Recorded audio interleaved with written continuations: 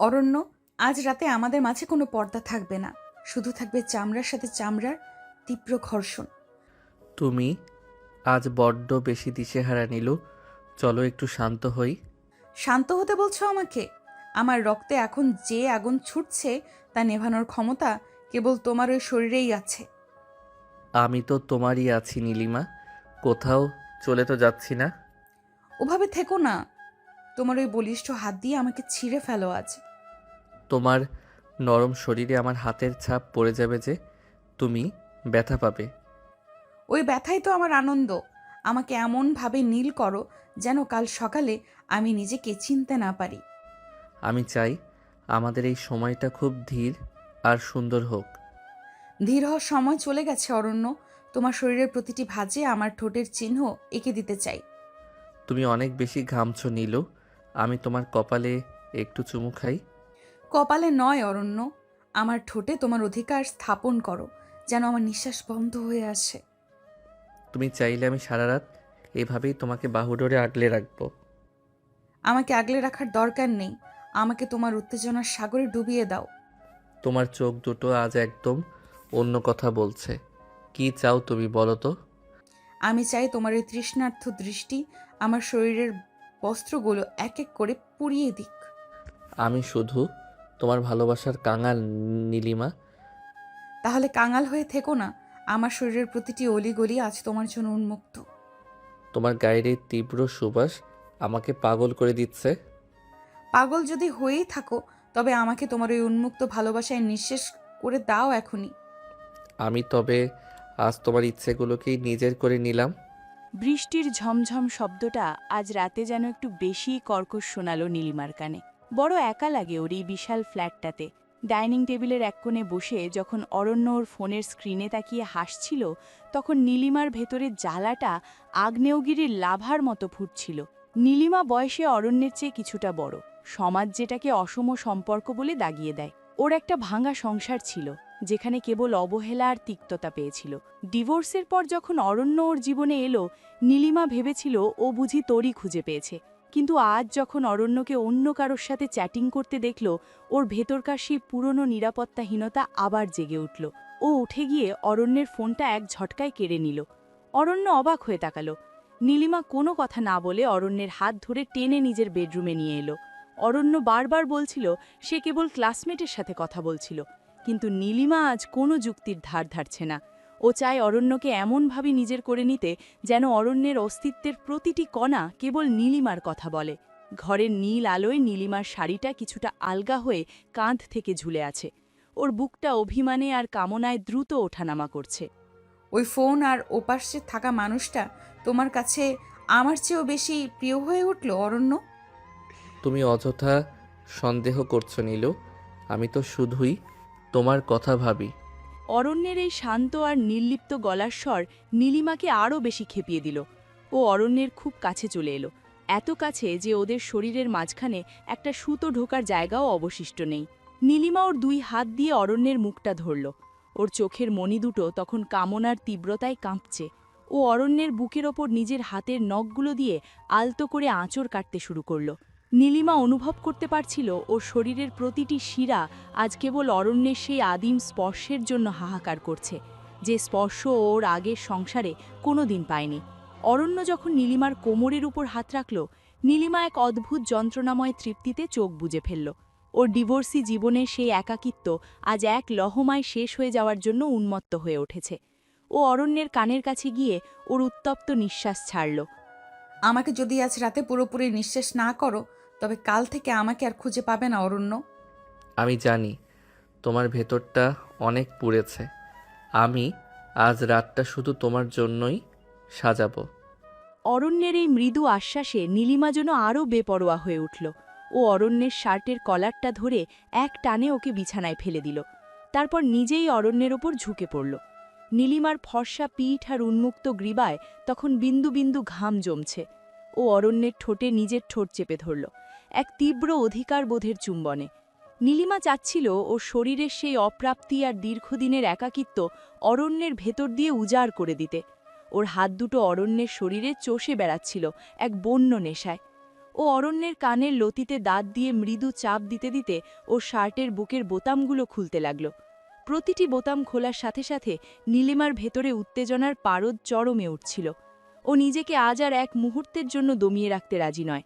ওর বয়সের অভিজ্ঞতা আর শরীরের দীর্ঘদিনের ক্ষুধা আজ একাকার হয়ে গেছে।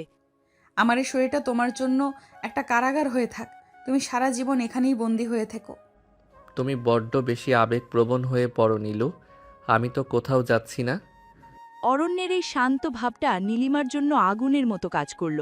ও দ্রুত অরণ্যের শার্টটা শরীর থেকে আলাদা করে দিয়ে ওর উন্মুক্ত বুকে নিজের মুখ ডুবিয়ে দিল। যখন অরণ্য নীলিমার পিঠের ওপর দিয়ে ওর আঙুলগুলো চালনা করছিল, নীলিমা এক দীর্ঘ শ্বাস নিয়ে ধনুকের মতো বেঁকে উঠল। ওর সমস্ত অস্তিত্ব আজ কেবল অরণ্যের সেই পুরুষালী শরীরের গন্ধ আর উত্তাপের জন্য উন্মুখ। ও জানত অরণ্য হয়তো ওকে ভালোবেসে শান্ত রাখতে চায়, কিন্তু আজ নীলিমার কেবল ভালোবাসা চাই না, ওর চাই অরণ্যের শরীরের সেই বন্য অধিকার যা ওকে পূর্ণতা দেবে। নীলিমা ওর শাড়ির আঁচলটা পুরোপুরি মেঝেতে ফেলে দিয়ে অরণ্যের খুব কাছে মুখ নিয়ে এলো। ওর নিঃশ্বাসের শব্দ তখন ঝড়ের বেগের মতো শোনাচ্ছিল। আমাকে শান্ত করো না অরণ্য, আমাকে তোমার ওই কামনার আগুনে জ্যান্ত পুড়িয়ে মারো। নীলিমা জানত সমাজ ওদের এই অসম সম্পর্কের দিকে আর চোখে তাকায়। ডিভোর্সি নারী হওয়ার তকমাটা ওর পিছু ছাড়ে না, আর তার ওপর অরণ্য ওর চেয়ে বয়সে বেশ খানিকটা ছোট। লোকে আড়ালে বলে নীলিমা নাকি ওর রূপের মোহ দিয়ে ছেলেটাকে আটকে রেখেছে। এই কটু কথাগুলো নীলিমার কানে যখনই পৌঁছায়, ওর বুকটা এক অজানা ভয়ে কেঁপে ওঠে। এই বয়সের ব্যবধান আর সামাজিক অবজ্ঞা নীলিমাকে এক ভয়াবহ নিরাপত্তাহীনতায় ভুগিয়ে তোলে। তাই যখনই ও অরণ্যকে অন্য কারোর সাথে কথা বলতে দেখে, ওর মনে হয় এই বুঝি অরণ্য কোনো অল্পবয়সী মেয়ের আকর্ষণে ওকে ছেড়ে চলে গেল। এই ভয়টাই ওকে আজ রাতে এতটা উন্মত্ত করে তুলেছে।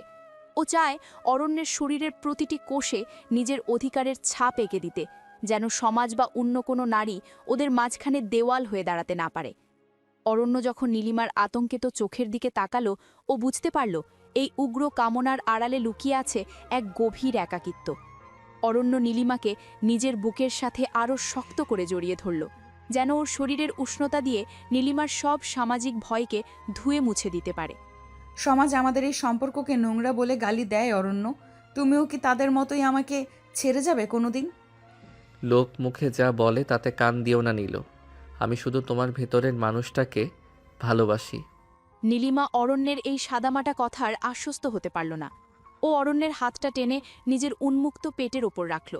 ওর শরীরের তপ্ত ছোঁয়ায় অরণ্যের আঙুলগুলো কেঁপে উঠল। নীলিমা চাচ্ছিল ওর এই শরীর দিয়ে অরণ্যকে বেঁধে ফেলতে, এমন এক মায়ার জালে যেখানে বাইরের জগতের কোনো অস্তিত্ব থাকবে না। ওর চোখের চাহনি তখন আরও তীক্ষ্ণ, ঠুট দুটো কামনায় রক্তিম হয়ে উঠেছে। ও অরণ্যের কানের খুব কাছে মুখ নিয়ে এসে ধরা গলায় এমন কিছু আবদার করল যা ওদের সম্পর্কের গভীরতাকে এক নতুন মাত্রায় নিয়ে গেল। নীলিমার প্রতিটি কথা তখন যেন তপ্ত সীসার মতো অরণ্যের শিরায় শিরায় বয়ে যাচ্ছিল। ও অরণ্যের কাঁধে নিজের দাঁত বসিয়ে দিল, এক তীব্র যন্ত্রণাদায়ক কিন্তু গভীর অনুভূতির টানে। নীলিমা অনুভব করছিল অরণ্যের শরীরটাও এবার ক্রমশ উত্তপ্ত হয়ে উঠছে। ওর ধীর স্থির ভাবটা একটু একটু করে ভাঙতে শুরু করেছে। নীলিমা যেন এই মুহূর্তটার জন্যই অপেক্ষা করছিল। আমি চাই আজ রাতে তোমার শরীরের প্রতিটি নীল শিরা আমার কামনার রসে ভিজে উঠুক। আমি তবে আজ সব লোক লজ্জা ভুলে তোমার ওই অস্থির মনটাকে শান্ত করার চেষ্টা করি। অরণ্যের এই কথা শুনে নীলিমা এক লহমায় ওর গায়ের অবশিষ্ট আবরণটুকু আলগা করে দিল। ঘরের হালকা নীল আলোয় ওর মেদহীন কিন্তু ভরাট শরীরটা এক অপূর্ব শৈল্পিক রূপ নিল। অরণ্য মুগ্ধ হয়ে নীলিমার দিকে তাকিয়ে রইল, যেন কোনো দেবী মূর্তির সামনে দাঁড়িয়ে আছে। নীলিমা এবার অরণ্যের ওপর পুরো ভার দিয়ে চেপে বসল। ওর নিঃশ্বাসের শব্দগুলো তখন ভারী হয়ে নীল আলোর নিস্তব্ধতাকে চুরমার করে দিচ্ছিল। অরণ্য ওর দু হাত দিয়ে নীলিমার পিঠের মাঝখান থেকে কোমর পর্যন্ত আদর করতে লাগল। নীলিমা এক অদ্ভুত সুখে চোখ বুজে অরণ্যের বুকে নিজের মাথাটা এলিয়ে দিল। ওর সারা শরীরে তখন আগুনের হলকা বয়ে যাচ্ছে। ও অরণ্যের বুকের লোমে নিজের আঙুলি চালাতে চালাতে এক গভীর তৃপ্তির সাথে হাসল। এই হাসিটা ছিল বিজয়ের, এই হাসিটা ছিল অধিকারের। নীলিমা বুঝতে পারছিল আজ রাতে সমাজ বা একাকিত্ব কেউই ওদের মাঝখানে আসতে পারবে না। অরণ্য, আজ আমাকে এমনভাবে অধিকার করো যেন কাল সকালে আমার শরীরে কেবল তোমার নখ আর ঠোঁটের দাগ থাকে। ভোরের আলো যখন জানালার পর্দা ভেদ করে ঘরে ঢুকল, তখন রাতের সেই উত্তাল সমুদ্র শান্ত হয়ে এসেছে। নীলিমা জানালার দিকে মুখ করে শুয়েছিল। ওর উন্মুক্ত কাঁধে ভোরের ঠান্ডা হাওয়া লাগতেই ও চাদরটা আরও একটু টেনে নিল। গতরাতের সেই উদ্দামতা আর কামনার রেশ এখনও ওর শরীরে লেগে আছে, কিন্তু সকাল হতেই ওর মনে এক অদ্ভুত গাম্ভীর্য নেমে এলো। ও আয়নার সামনে গিয়ে দাঁড়ালো। গতরাতের অবাধ্য নীলিমা এখন আবার একজন গাম্ভীর্যপূর্ণ কলেজের শিক্ষিকা হওয়ার প্রস্তুতি নিচ্ছে। নীলিমা আর অরণ্য গোপনে বিয়েটা সেরেছে ঠিকই, কিন্তু কলেজের চত্বরে ওদের পরিচয় কেবলই শিক্ষক আর ছাত্রের, যেখানে সম্পর্কের গভীরতার চেয়ে সম্মানের পর্দাটা অনেক বেশি পুরু। নীলিমা যখন ওর আলমারি থেকে একটা সাদা রঙের সুতির শাড়ি বের করছিল, তখন অরণ্য ঘুম থেকে উঠে ওর পেছনে এসে দাঁড়ালো। অরণ্যের চোখে এখনও রাতের সেই তৃপ্তির রেশ, কিন্তু নীলিমার মুখ এখন পাথরের মতো শান্ত। অরণ্য, এবার একটু দূরত্ব বজায় রাখো। মনে রেখো, আধা ঘন্টা পর আমাকে কলেজ গেটে ঢুকতে হবে। তুমি ঘরে আর বাইরে নিজেকে এত দ্রুত বদলে ফেলো কি করে নীলু? নীলিমার শাড়ির কুচিগুলো ঠিক করতে করতে অরণ্যের দিকে একবার আর চোখে তাকালো। অরণ্য তখনও অগোছালো চুলে নীলিমার দিকে মুগ্ধ হয়ে তাকিয়ে আছে, কিন্তু নীলিমা জানে এই মুগ্ধতা যদি কলেজের করিডোরে কারোর চোখে ধরা পড়ে তাহলে দুজনের সম্মান ধুলোয় মিশে যাবে। একাকিত্বের ভয়টা নীলিমার মনে এখনও আছে, কিন্তু পেশাগত মর্যাদা ওকে কঠোর হতে শেখায়। ও দ্রুত হাতে চোখে কাজল পরল আর কপালে একটা ছোট্ট টিপ বসালো। আয়নার সামনে দাঁড়িয়ে ও নিজেকে একবার দেখে নিল সেই গম্ভীর রাশভারী ম্যাডাম যাকে সবাই ভয় পায়। অরণ্য রেডি হওয়ার জন্য ওয়াশরুমে যাওয়ার আগে নীলিমার ঘাগের কাছে মুখ নিয়ে গেল, কিন্তু নীলিমা আলতো করে ওকে সরিয়ে দিল। ওর এই কঠোরতা আসলে ওদের গোপন সম্পর্কের একটা বর্ম। কলেজের ভেতরে আমাকে দেখে যদি আজ তোমার চোখে ওই রাতের নেশা দেখি, তবে আমি খুব রাগ করব। অরণ্য। অরণ্য মুচকি হেসে বলল, আমি চেষ্টা করব ম্যাডাম, আপনার সম্মানে যেন একটুও আঁচ না লাগে। আজ ক্লাসে যেন কোনো ভুল না হয় তোমার। আমার চোখ কিন্তু তোমার প্রতিটা নড়াচড়ার ওপর থাকবে। আমি প্রস্তুত, আপনার প্রতিটি প্রশ্নের উত্তর দেওয়ার জন্য আমি সবসময় তৈরি। অরণ্য ওর ব্যাগটা গুছিয়ে নিয়ে প্রথমে ঘর থেকে বেরিয়ে গেল। নীলিমা আরও 10 মিনিট অপেক্ষা করল। ওরা কোনোদিন একসাথে বের হয় না, যাতে প্রতিবেশীদের মনেও কোনো সন্দেহ না জাগে। নীলিমা যখন ওর ফ্ল্যাটের দরজায় তালা দিচ্ছিল, তখন ওর মনে হলো গত রাতের সেই সাহসী নীলিমা যেন এই দরজার ওপাশেই বন্দী হয়ে রইল। এখন ও কেবলই এক নামকরা কলেজের প্রিন্সিপালের প্রিয় শিক্ষিকা। সিঁড়ির প্রতিটি ধাপ নামার সময় ও নিজের ভেতরে সেই গাম্ভীর্য ফিরিয়ে আনছিল। কলেজের গেটে পৌঁছানোর পর ও দেখল অরণ্য তার বন্ধুদের সাথে দাঁড়িয়ে কথা বলছে। নীলিমা যখন ওর পাশ দিয়ে হেঁটে যাচ্ছিলেন, অরণ্য একবারের জন্যেও ওর দিকে তাকালো না। এটাই নিয়ম, এটাই ওদের লোকানো ভালোবাসার মূল্য। ক্লাসরুমে ঢোকার আগে নীলিমা একবার বুক ভরে দম নিল, যেন গত রাতের সব স্মৃতি মন থেকে মুছে কেবল লেকচারের কথা ভাবতে পারে। ক্লাসের ভেতরে নীলিমা যখন গম্ভীর মুখে লেকচার দিচ্ছিল, তখন অরণ্য পেছনের বেঞ্চে বসে ওর দিকে স্থির দৃষ্টিতে তাকিয়েছিল। নীলিমা মাঝে মধ্যে ওর দিকে তাকাচ্ছিল ঠিকই, কিন্তু সেই দৃষ্টিতে কোনো প্রেম নেই, বরং আছে এক অদ্ভুত কঠোরতা। নীলিমা জানে এই লুকোচুরি খেলাটা ওকে ভেতরে ভেতরে ক্লান্ত করে দিচ্ছে, কিন্তু অরণ্যের প্রতি ওর টান এতই গভীর যে এই মিথ্যেটুকু ও হাসি মুখে মেনে নিয়েছে। ক্লাসের ফাঁকে একবার যখন ওদের চোখাচোখি হলো, নীলিমা দেখল অরণ্যের চোখের কোণে এক চিলতে হাসি। ও দ্রুত নিজের দৃষ্টি সরিয়ে ব্ল্যাকবোর্ডের দিকে ফিরল। ডাস্টার দিয়ে লেখা মোছার সময় নীলিমার হাতটা সামান্য কাঁপল, কারণ ও বুঝতে পারছিল অরণ্যের ওই শান্ত দৃষ্টি ওকে আবার সেই রাতের মতো উত্তাল করে দেওয়ার ক্ষমতা রাখে। মনে মনে বলল, সবার নজর এড়িয়ে তুমি যেভাবে আমার দিকে তাকাচ্ছ অরণ্য, তাতে আমি নিজের সংযম হারিয়ে ফেললে কিন্তু তোমারই বিপদ। কলেজের করিডর তখন শিক্ষার্থীদের কলকালিতে মুখর। অরণ্য তার বন্ধুদের সাথে ক্যান্টিনের পেছনের বারান্দায় দাঁড়িয়েছিল। সেখানে আড্ডার মূল কেন্দ্রবিন্দুতে ছিল আকাশ আর সমীর, যারা অরণ্যের ঘনিষ্ঠ বন্ধু। অরণ্য কিছুটা অন্যমনস্ক হয়ে দাঁড়িয়ে নীলিমার ক্লাসরুমের দিকে তাকাচ্ছিল, যেটা তার বন্ধুদের নজর এড়াল না। আকাশ অরণ্যের কাঁধে একটা সজোরে চাপড় মেরে ওকে বাস্তবতায় ফিরিয়ে আনল। আকাশের চোখে মুখে এক ধরনের দুষ্টুমি ভরা হাসি, যেন ও অরণ্যের মনের কোনো গোপন খবর জেনে ফেলেছে। সমীর পাশে দাঁড়িয়ে চায়ে চুমুক দিচ্ছিল আর তীক্ষ্ণ দৃষ্টিতে অরণ্যকে মেপে নিচ্ছিল। ওদের এই হাসাহাসি অরণ্যকে কিছুটা অস্থিরতায় ফেলে দিল, কারণ ও জানে ওর বন্ধুরা একটু বেশিই কৌতূহলী। নীলিমা তখন করিডোর দিয়ে গটগট করে হেঁটে নিজের ডিপার্টমেন্টের দিকে যাচ্ছিলেন। তার পরনের নীল শাড়ি আর গম্ভীর চলন সবার নজর কাটছিল। কিরে অরণ্য, নীলিমা ম্যাডামকে দেখে তো তুই পুরাই স্ট্যাচু হয়ে গেলি। ব্যাপার কি বলতো? ওরকম কিছু না রে, আমি শুধু ভাবছিলাম ওনার আজকের অ্যাসাইনমেন্টটা কিভাবে জমা দেব। সমীর চায়ের কাপটা নামিয়ে রেখে অরণ্যের দিকে এক পা এগিয়ে এলো। ও বেশ চতুর ছেলে, তাই অরণ্যের গলার স্বরে সামান্যতম পরিবর্তনও ওর কানে ধরা পড়ে। ও অরণ্যের শার্টের কলারটা ঠিক করে দেওয়ার ভান করে নিচু স্বরে একটা মন্তব্য করল, যা শুনে অরণ্যের বুকটা ধক করে উঠল। নীলিমা ঠিক সেই মুহূর্তেই ওদের পাশ দিয়ে যাচ্ছিলেন। তার হাতের ফাইলগুলো শক্ত করে ধরা। তিনি একবারের জন্যেও অরণ্যের দিকে তাকালেন না ঠিকই, কিন্তু তার তীক্ষ্ণ কান ছেলেদের আড্ডার প্রতিটি শব্দ লুফে নিচ্ছিল। নীলিমা বুঝতে পারছিলেন অরণ্য ওর বন্ধুদের কাছে কোনোভাবে ধরা পড়ে যাচ্ছে কিনা। তার হৃৎস্পন্দন তখন স্বাভাবিকের চেয়ে দ্রুত ছিল, কিন্তু মুখে তিনি সেই চিরচেনা কঠোর শিক্ষিকার মুখোশ ধরে রাখলেন। শুধু অ্যাসাইনমেন্ট নাকি অন্য কিছু? তোকে আজকাল ম্যাডামের বাড়ির পাশেও ঘুরঘুর করতে দেখা যায়।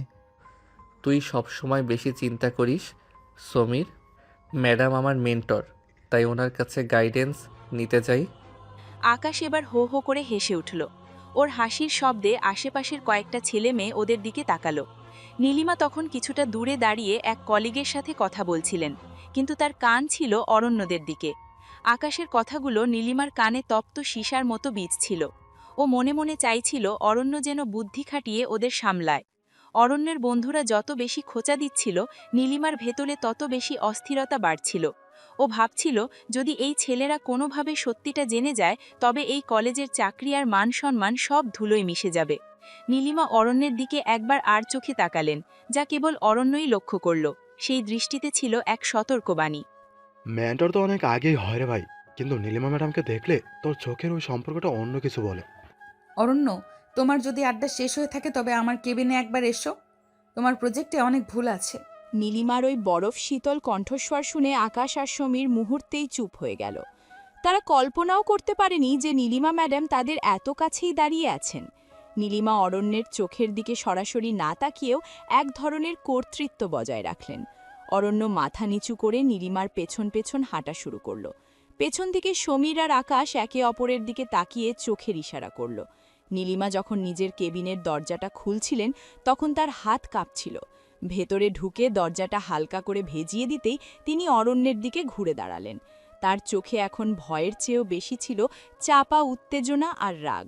বাইরের বন্ধুদের সেই সন্দেহজনক কথাগুলো নীলিমাকে আবার সেই নিরাপত্তাহীনতায় ঠেলে দিয়েছে। দেখলে তো তোমার বন্ধুদের সন্দেহ কোন পর্যায়ে চলে গেছে। ওরা যদি একবারও টের পায়। ভয় পেও না নীলু, আমি ওদের সামলে নেব। তুমি শুধু নিজের কাজে মন দাও। অরণ্য নীলিমা ম্যাডামের কেবিনে ঢুকে পড়ার পর আকাশ আর সমীর ক্যান্টিনের এক কোণে গিয়ে বসল। কলেজের চত্বরে রোদের তেজ তখন বাড়ছে, কিন্তু ওদের আলোচনার উত্তাপ তার চেয়েও বেশি। সমীর সবসময় একটু বেশি খুঁতখুঁতে আর পর্যবেক্ষণশীল। ও লক্ষ্য করেছে অরণ্য আজকাল ঠিক আগের মতো বন্ধুদের সাথে রাত পর্যন্ত আড্ডা দেয় না, এমনকি ফোনের পাসওয়ার্ডটাও বদলে ফেলেছে। আকাশের মাথায় এত সব প্যাচ নেই, কিন্তু অরণ্যের আচরণে যে একটা আমূল পরিবর্তন এসেছে সেটা ওকেও ভাবিয়ে তুলেছে। সমীর সিগারেটে একটা লম্বা টান দিয়ে আকাশের দিকে তাকালো। ওর চোখের মণি দুটো কুঁচকে আছে এক গভীর সন্দেহে। নীলিমা ম্যাডামের প্রতি অরণ্যের সেই অদ্ভুত ভক্তি আর ম্যাডামের অরণ্যকে নিয়ে অতিরিক্ত শাসন, দুটো বিষয়ই ওদের কাছে এখন আর স্বাভাবিক মনে হচ্ছে না। কিরে সমীর, তুই কি সত্যি বিশ্বাস করিস অরণ্য শুধু প্রজেক্ট দেখতেই ম্যাডামের কেবিনে যায়? তুই কি বোকা আকাশ? ওই কেবিনের দরজা যখন ভেজানো থাকে, তখন ভেতরে শুধু প্রজেক্ট চেক করা হয় না, অন্য কিছু ঘটে। সমীরের এই সরাসরি ইঙ্গিত আকাশকে একটু চমকে দিল। ও চারপাশটা একবার দেখে নিল কেউ ওদের কথা শুনছে কিনা। কলেজের কমন রুমের কাছেই কয়েকটা ছোট ক্লাসের মেয়ে দাঁড়িয়েছিল। আকাশ গলার স্বর আরও নামিয়ে আনল। নীলিমা ম্যাডাম কলেজের সবচেয়ে সুন্দরী আর ব্যক্তিত্বময়ী শিক্ষিকা, কিন্তু তার ব্যক্তিগত জীবন নিয়ে ক্যাম্পাসে নানা গুঞ্জন আছে। ডিভোর্সি হওয়ার কারণে অনেক সময় তাকে নিয়ে নোংরা কথা রটে, কিন্তু অরণ্যের মতো একজন তুখোড় ছাত্র তার জালে জড়িয়ে যাবে, এটা আকাশ ভাবতেই পারছিল না। ও সমীরের দিকে আরও ঝুঁকে এলো। ওর ভেতরে এক ধরনের কৌতূহল আর উত্তেজনা কাজ করছিল। আকাশ চাই সত্যিটা জানতে, কিন্তু অরণ্যকে সরাসরি কিছু জিজ্ঞেস করার সাহস ওর নেই। কিন্তু ম্যাডাম তো অনেক বড় অরণ্যের থেকে, আর তাছাড়া উনি আমাদের টিচার। অরণ্য কি এত বড় রিস্ক নেবে? প্রেমের কাছে বয়স আর টিচার স্টুডেন্ট কোনো বাধা নয় রে। অন্যের চোখে আমি সেই নেশা দেখেছি যা কেবল বিছানায় যাওয়ার শরীরের জন্য থাকে। সমীরের এই কথাগুলো বাতাসের মতো ভারী হয়ে আকাশের কানে বাজতে লাগল।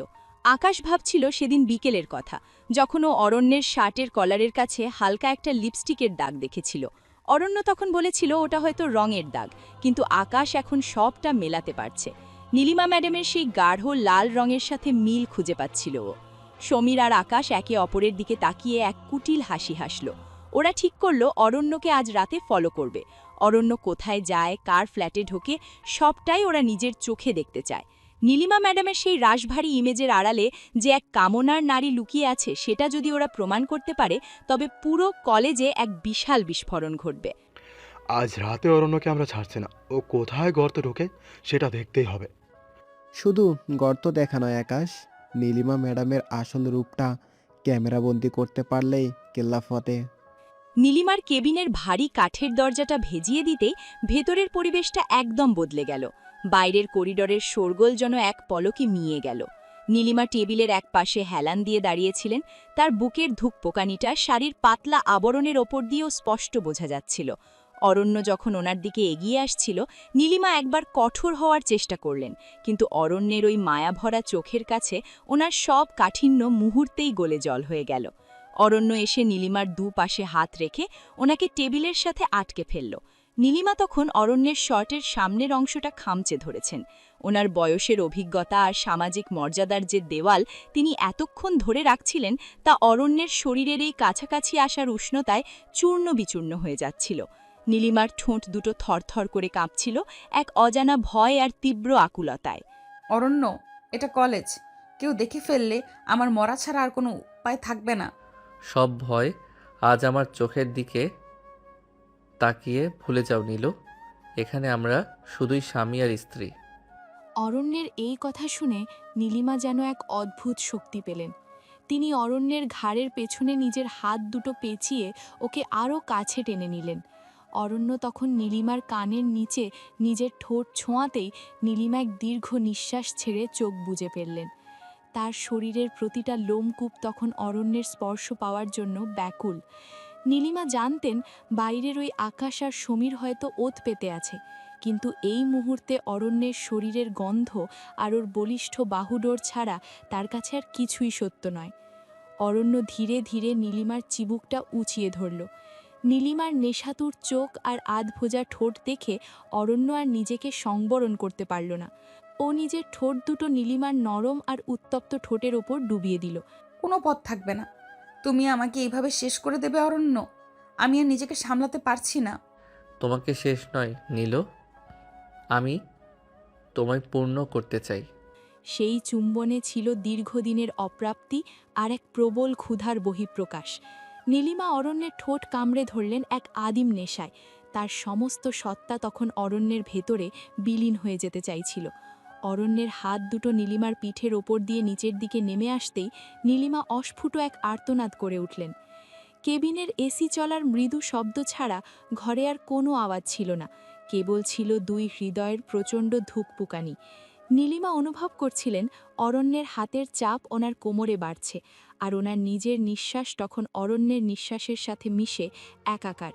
এই নিষিদ্ধ জায়গায় এই প্রেমের আস্বাদন নীলিমাকে এক অন্যরকম উত্তেজনা দিচ্ছিল।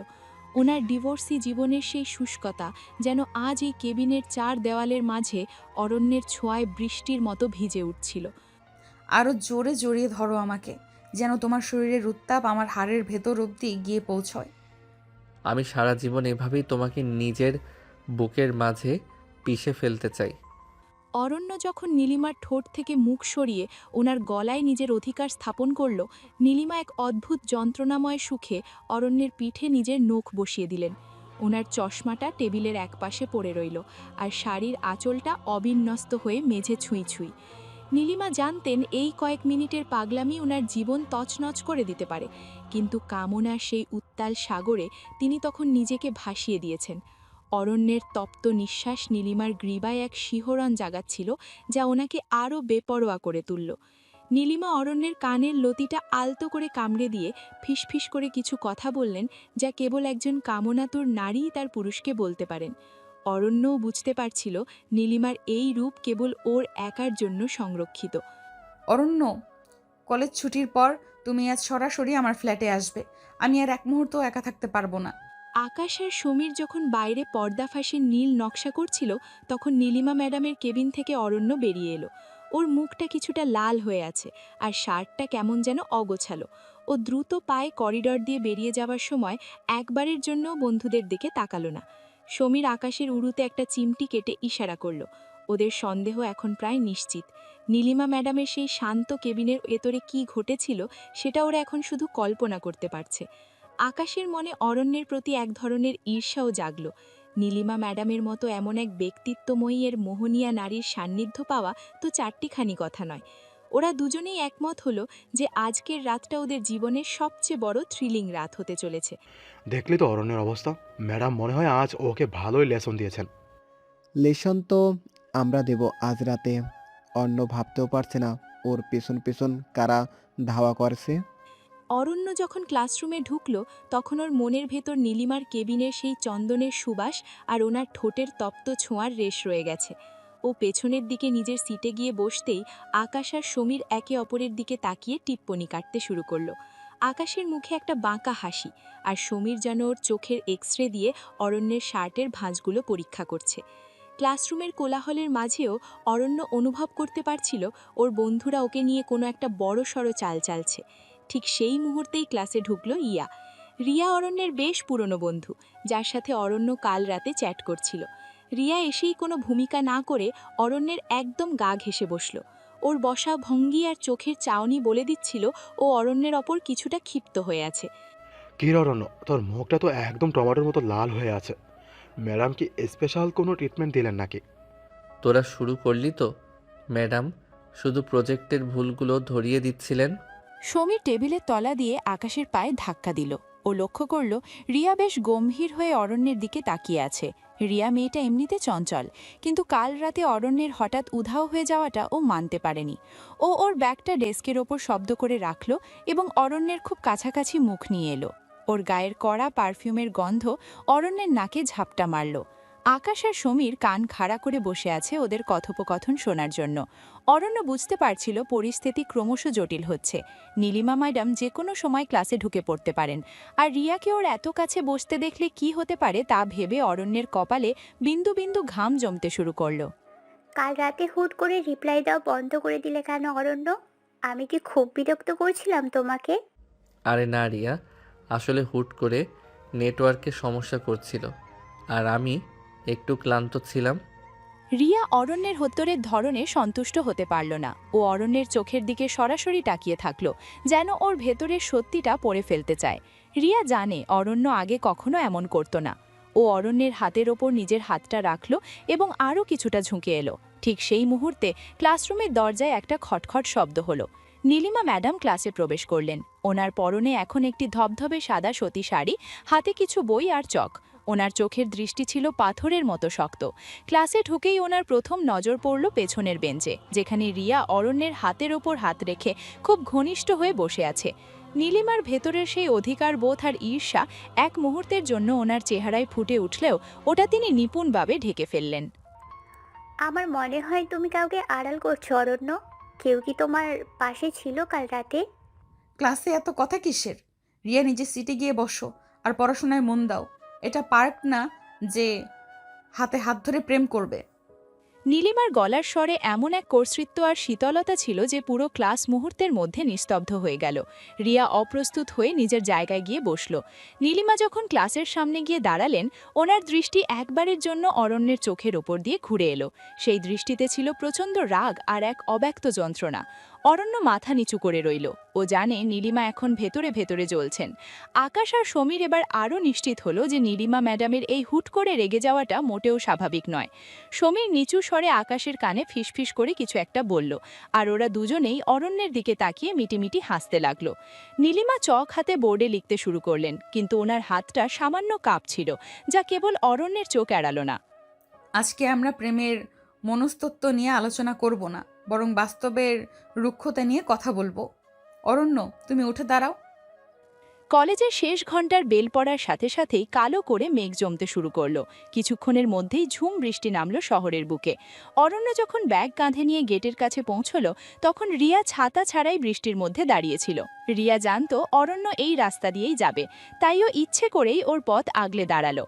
অরণ্য চাইছিল দ্রুত বেরিয়ে যেতে, কারণ ও জানতো নীলিমা ওর জন্য অপেক্ষা করবেন। কিন্তু রিয়া নাছোড়বান্দা। ও অরণ্যের শার্টের হাতা খামচে ধরে বৃষ্টির মাঝেই ঝগড়া শুরু করলো গত রাতের চ্যাট নিয়ে। নীলিমা তখন তার ডিপার্টমেন্ট থেকে বেরিয়ে গেটের দিকে আসছিলেন। বৃষ্টির আবছা পর্দার ওপাশ থেকে তিনি দেখলেন রিয়া অরণ্যের খুব কাছে দাঁড়িয়ে ওর হাত ধরে টানাটানি করছে। নীলিমার মনে হলো অরণ্য যেন রিয়াকে খুব একটা সরাচ্ছে না। গতরাতের সেই নিবিড় মুহূর্তের কথা মনে পড়তেই নীলিমার বুকটা অভিমানে ফেটে যেতে চাইল। তিনি ভাবলেন, অরণ্য কি তবে তার বয়সের অভিজ্ঞতার চেয়ে রিয়ার এই অল্প বয়সের চপলতাকেই বেশি গুরুত্ব দিচ্ছে? তুমি আজ এখান থেকে নড়বে না অরণ্য। আগে বলো ওই মেয়েটা কে, যার জন্য তুমি আমাকে ইগনোর করছো? রিয়া, প্লিজ এখন পাগলামি করো না, আমার জরুরি কাজ আছে। নীলিমা আর এক মুহূর্তও সেখানে দাঁড়ালেন না। তার নিজের একটা গাড়ি থাকলেও আজ তিনি সেটা নিলেন না। ড্রাইভারকে বিদায় করে দিয়ে তিনি একাই বৃষ্টির মধ্যে হাঁটতে শুরু করলেন। তার পরনের সাদা সুতির শানিটা মুহূর্তেই ভিজে গায়ের সাথে লেপ্টে গেল। রাস্তার কাদা আর বৃষ্টির জল তার পায়ের স্যান্ডেল ভিজিয়ে দিচ্ছিল, কিন্তু নীলিমার সেদিকে কোনো খেয়াল নেই। তার চোখের জল বৃষ্টির সাথে মিশে একাকার হয়ে যাচ্ছিল। তার মনে হচ্ছিল এই সমাজ ঠিকই বলে, বয়সে ছোট ছেলের সাথে প্রেম করা মানেই নিজেকে প্রতিনিয়ত অনিরাপত্তার আগুনে পোড়ানো। নীলিমা দ্রুত পায়ে হাঁটছিলেন। বৃষ্টির ঝাপটায় ওনার চশমাটা ঝাপসা হয়ে যাচ্ছিল বারবার।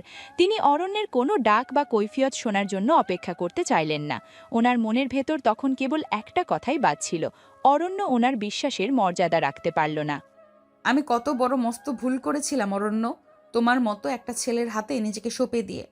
দূর থেকে চিৎকার করে, নীলু দাঁড়াও, তুমি ভুল বুঝছো, রিয়া এমনি আমাকে আটকেছিল। অরণ্যের ডাক নীলিমার কানে পৌঁছালেও তিনি থামলেন না, বরং হাঁটার গতি আরও বাড়িয়ে দিলেন। বৃষ্টির তীব্রতা বাড়ছে, আর নীলিমার অভিমানও সেই সাথে পাল্লা দিয়ে আকাশ ছুঁতে চাইছে। ওনার শরীর শীতে কাঁপছিল ঠিকই, কিন্তু বুকের ভেতরের আগুনটা নিভছিল না। অরণ্য রিয়াকে একরকম ধাক্কা দিয়ে সরিয়ে নীলিমার পেছনে দৌড়াতে শুরু করল, কিন্তু রিয়া পেছন থেকে সমীর আর আকাশকে ডেকে আনল। সমীর আর আকাশ দূরে দাঁড়িয়ে সবটা দেখছিল এবং মোবাইলে সেই দৃশ্য ভিডিও করার চেষ্টা করছিল। নীলিমা যখন নিজের ফ্ল্যাটের গলিতে ঢুকলেন, তখন ওনার সারা শরীর ভেজা, চুলগুলো মুখ আর ঘাড়ের উপর অবিন্যস্তভাবে ছড়িয়ে আছে। ওনার ব্যক্তিত্বের সেই গম্ভীর আবরণ আজ বৃষ্টির জলে ধুয়ে মুছে গেছে। এখন তিনি কেবলই একজন পরাজিত প্রেমিকা। আমার দরজায় আজ আর তোমার কোনো জায়গা নেই অরণ্য, তুমি ফিরে যাও তোমার বন্ধুদের কাছে।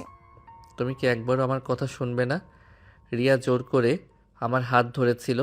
নীলিমা ফ্ল্যাটের সিঁড়ি দিয়ে ওপরে ওঠার সময় একবারও পেছনে ফিরে তাকালেন না। অরণ্য গেটের কাছে এসে দাঁড়িয়ে পড়ল, কারণ দারোয়ান ওকে ভেতরে ঢুকতে দিচ্ছিল না। নীলিমা নিজের ঘরে ঢুকে দরজাটা সশব্দে বন্ধ করে দিলেন। ভিজে কাপড়েই তিনি ঘরের মেঝের ওপর বসে পড়লেন। তার হিক্কা তুলে কান্না করার শব্দটা বৃষ্টির শব্দের সাথে মিশে যাচ্ছিল। তিনি নিজেকে খুব একা মনে করছিলেন। ওনার মনে হচ্ছিল অরণ্য হয়তো কেবল তার শরীরের টানেই এতদিন ছিল, মনের কোনো জায়গা ওনার জন্য বরাদ্দ ছিল না। অন্যদিকে অরণ্য বৃষ্টির মধ্যে গেটের বাইরে দাঁড়িয়ে ভিজছিল আর বারবার নীলিমার ফোনে কল করছিল। নীলিমা ফোনটা সজোরে বিছানায় আছাড় মারলেন। ওনার মনে হচ্ছিল ডিভোর্সের পর জীবনটা আবার নতুন করে ধ্বংসের মুখে এসে দাঁড়িয়েছে। আজ রাতে তুমি যতবারই আসো না কেন অরণ্য, এই নীলিমা তোমার জন্য আর কখনো নিজেকে সঁপে দেবে না। বৃষ্টির ঝাপটা তখন আরও তীব্র হয়েছে। অরণ্যকে গেটের সামনে অসহায়ভাবে ভিজতে দেখে সমীর আর আকাশ একটা দোকানের চালার নিচে গিয়ে দাঁড়ালো। সমীরের হাতে থাকা ফোনটা তখন অনবরত রেকর্ড করছিল। সমীর সব সময় নিজেকে খুব বুদ্ধিমান মনে করে, আর আজকের এই দৃশ্যটা ওর হাতে একটা শক্তিশালী অস্ত্র তুলে দিয়েছে। আকাশ কিছুটা দোটানায় থাকলেও সমীরের আত্মবিশ্বাস ওকে উত্তেজিত করে তুলছে। ওরা দেখল অরণ্য গেট দিয়ে ঢুকতে না পেরে পাগলের মতো নীলিমা ম্যাডামের জানালার দিকে তাকিয়ে আছে। সমীর ফিসফিস করে আকাশকে বলল যে একজন ছাত্র তার শিক্ষিকার পেছনে এভাবে বৃষ্টির মধ্যে কেন পড়ে থাকবে, যদি না তাদের মধ্যে কোনো শারীরিক বা গোপন চুক্তি থাকে। ওদের তদন্ত এখন কেবল অনুমানের স্তরে নেই, ওরা এখন প্রমাণের সন্ধানে নেমেছে। কিরে সমীর, অরণ্য কি আসলেই নীলিমা ম্যাডামের সাথে কোনো সম্পর্কে আছে, নাকি ম্যাডাম ওকে বাড়তি কোনো সুবিধা দেওয়ার জন্য টোপ দিয়েছেন? শুধু সুবিধা নয় আকাশ, তুই দেখ অন্যের বডি ল্যাঙ্গুয়েজ, ওটা কোনো ছাত্রের ভয় নয়, ওটা একজন প্রেমিকের আকুলতা। আর ম্যাডাম যেভাবে শাড়ি ভিজিয়ে একাই চলে গেলেন, ওটা নির্ঘাত ঝগড়া। সমীর ঠিক করল ওরা আজ অরণ্য চলে যাওয়ার পর দারোয়ানকে জেরা করবে। আকাশ আর সমীর কৌশলে গেটের উল্টো দিকের চা দোকানে গিয়ে বসল। সমীর খোঁজ করল যে নীলিমা ম্যাডাম একা থাকলেও মাঝে মধ্যে রাতের বেলা অরণ্যকে ওই এলাকায় দেখা যায়। ওরা একে একে তথ্য সাজাতে শুরু করল।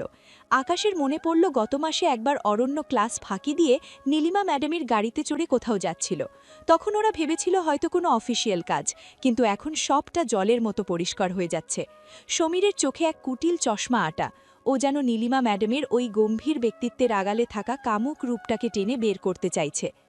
কিন্তু সমীর, যদি ম্যাডাম আর অরণ্য আসলে বিয়ে করে ফেলে থাকে, ডিভোর্সি মেয়েদের তো অনেক সময় কম বেশি ছেলেদের উপর টান থাকে। বিয়ে করলে ওরা এভাবে লুকিয়ে থাকতো না আকাশ। ম্যাডাম ওনার চাকরি আর প্রেস্টিজ বাঁচাতে অর্ণবকে ব্যবহার করছেন, আর অর্ণ হয়তো ওনার শরীরের নেশায় পাগল। সমীর আর আকাশ অরণ্যের প্রতিটি নড়াচড়া খেয়াল করছিল। ওরা দেখল অরণ্য হতাশ হয়ে পকেট থেকে একটা চাবি বের করে গেটের পাশের ছোট পকেট গেট দিয়ে ভেতরে ঢোকার চেষ্টা করছে। দারোয়ান ওকে বাধা দিচ্ছে না, উল্টো অরণ্যকে দেখে কুর্নিশ করল। সমীর আর আকাশের চোখ দুটো ছানা বড় হয়ে গেল। সাধারণ কোনো ছাত্রের কাছে ম্যাডামের ফ্ল্যাটের গেটের চাবি বা দারোয়ানের এত খাতির থাকার কথা নয়। সমীর দ্রুত জুম করে ওই চাবি গুচ্ছাটার ছবি তুলল। ওর মনের ভেতর এখন হাজারো পরিকল্পনা। ও জানে এই খবরটা যদি একবার কলেজে চাউর হয়, তাহলে নীলিমা ম্যাডামের সেই তথাকথিত সম্মান তাসের ঘরের মতো ভেঙে পড়বে। দেখলি, অরণ্য তা দেখে ঘরের মানুষের মতো ভেতর ঢুকে গেল। আমাদের তদন্ত তো এখানেই সফল। এখনই নয় আকাশ, আমাদের দেখতে হবে ও ভেতরে গিয়ে কতক্ষণ থাকে এবং ম্যাডাম ওকে বের করে দেয় কিনা। এই ভিডিওটাই হবে আমাদের ট্র্যাম্প কার্ড। বৃষ্টির শব্দের আড়ালে সমীর আর আকাশ যেন দুই শিকারী বিড়ালের মতো ওৎপেতে রইল। ওরা সিদ্ধান্ত নিল আজ রাতে ওরা এই গলির অন্ধকার কোণে বসে থাকবে। অরণ্য আর নীলিমার গোপন সম্পর্কের প্রতিটি মুহূর্ত ওরা পর্যবেক্ষণ করবে। সমীরের মাথায় এখন কেবল নীলিমা ম্যাডামের সেই গম্ভীর মুখটা ঘুরছে, আর ও ভাবছে কিভাবে ওই সাদা শাড়ির আড়ালে লুকিয়ে থাকা রহস্যগুলো ফাঁস করা যায়। আকাশ কিছুটা ভয় পেলেও সমীরের উস্কানিতে ও নিজেকে এই নোংরা খালায় জড়িয়ে ফেলল। ওরা জানত না যে এই তদন্ত কেবল অরণ্যকে নয়, নীলিমা ম্যাডামের জীবনকেও এক ভয়াবহ বিপর্যয়ের মুখে দাঁড় করিয়ে দেবে। চল সমীর, আমরা ওই পেছনের দেওয়াল দিয়ে ওঠার চেষ্টা করি। ওখান থেকে ম্যাডামের ড্রয়িং রুমে জানলাটা দেখা যায়। একদম ঠিক ধরেছিস। আজ রাতে নীলিমা ম্যাডামের আসল ক্লাস আমরা আড়াল থেকে দেখব। অরণ্য যখন নীলিমার ফ্ল্যাটের দরজার সামনে পৌঁছল, ওর শরীর থেকে বৃষ্টির জল টপটপ করে মেঝেতে পড়ছে। ও জানে নীলিমা কতটা অভিমানী। ওনার একাকিত্ব আর অতীতের ক্ষত ওনাকে মাঝে মধ্যেই বড্ড বেশি নিষ্ঠুর করে তোলে। অরণ্য নিজের পকেট থেকে চাবি বের করে সন্তর্পণে দরজাটা খুলল। ভেতরে ঘুটঘুটে অন্ধকার, কেবল বারান্দার জানলা দিয়ে আসা বাইরের ল্যাম্পপোস্টের আবছা আলোয় ড্রয়িং রুমটা চেনা যাচ্ছে। ও ধীর পায়ে নীলিমার শোবার ঘরের দিকে এগিয়ে গেল। দেখল নীলিমা ভিজে কাপড়েই বিছানার এক কোণে গুটিসুটি মেরে পড়ে আছেন। ওনার কান্নার শব্দে ঘরের নিস্তব্ধতা ভেঙে যাচ্ছে। অরণ্য খুব সাবধানে ওনার পাশে গিয়ে বসল, কিন্তু ওনার শরীরে হাত দেওয়ার সাহস পেল না। নীলিমা অরণ্যের উপস্থিতি টের পেয়েই ঝট করে উঠে বসলেন। ওনার ভেজা চুলগুলো মুখময় ছড়িয়ে আছে, আর চোখের কাজল লেপটে এক ভয়াবহ করুণ দৃশ্য তৈরি করেছে। তুমি এখানে কোন সাহসে এসেছো অরণ্য? যাও গিয়ে রিয়ার সাথে বৃষ্টিতে ভেজো। ও তো তোমার বয়সের সাথে মানানসই। নীলু, তুমি বড় বেশি অবুঝের মতো কথা বলছো। আমি তোমার বয়সের অভিজ্ঞতাকে ভালোবাসি, ওর চপলতাকে নয়। অরণ্য নীলিমার দিকে একদৃষ্টে তাকিয়ে রইলেন। ওনার চোখে এখন আগুনের মতো তেজ। ওনার মনে হচ্ছিল অরণ্য কেবল ওনাকে শান্ত করার জন্য এই মিষ্টি কথাগুলো বলছে। তিনি অরণ্যের ভেজা বুকটা দুহাত দিয়ে ধাক্কা দিয়ে সরিয়ে দেবার চেষ্টা করলেন, কিন্তু অরণ্য পাথরের মতো অটল হয়ে বসে রইল। নীলিমার ভেজা সাদা শাড়িটা ওনার শরীরের সাথে মিশে গিয়ে একাকার হয়ে গিয়েছিল, যা অরণ্যের ভেতরে একাধারে মায়া আর কামনার সঞ্চার করছিল। নীলিমা বারবার চেষ্টা করছিলেন অরণ্যকে ঘর থেকে বের করে দিতে, কিন্তু অরণ্য হুট করেই নীলিমার দুটো হাত নিজের এক হাতের মুঠোয় শক্ত করে ধরল। নীলিমা ছটফট করছিলেন, ওনার নিঃশ্বাস গরম হয়ে অরণ্যের মুখে লাগছিল। ওনার এই প্রতিরোধের আড়ালে যে এক তীব্র আত্মসমর্পণের আকাঙ্ক্ষা লুকিয়ে আছে, তা অরণ্য খুব ভালোভাবেই বুঝতে পারছিল। আমাকে ছেড়ে দাও অরণ্য, তোমার ওই ছোঁয়া আমাকে আর আগের মতো টানে না, বরং ঘৃণা জাগায়। যদি ঘৃণাই জাগে, তবে আমার চোখের দিকে তাকিয়ে একবার বলো যে তুমি আমাকে একটুও চাও না। নীলিমা অরণ্যের চোখের দিকে তাকাতেই ওনার সব যুক্তি আর অভিমান যেন তাসের ঘরের মতো ভেঙে পড়ল। অরণ্যের চোখে কোনো চপলতা ছিল না, ছিল এক গভীর অধিকারবোধ। নীলিমা শান্ত হয়ে গেলেন। ওনার হিক্কাতোলা কান্নার শব্দটা এবার ধীর হয়ে এলো।